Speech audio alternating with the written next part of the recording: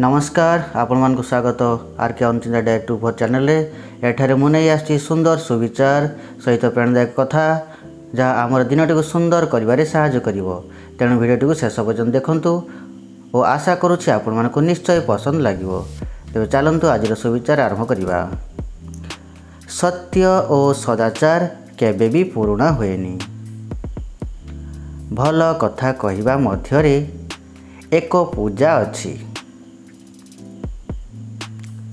समय को सम्मान कर, समय तुमको सम्मान करिवो।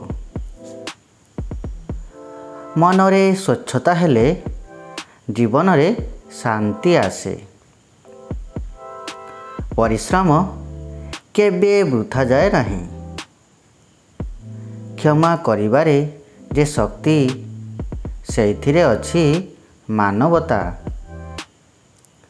जीवन को हसी हसई सुंदर करी हेबो। प्रत्येक विफलता हेउछि एक नुआ पाठ। भल चिंता भल जीवन को नहीं जाए। धन्यवाद।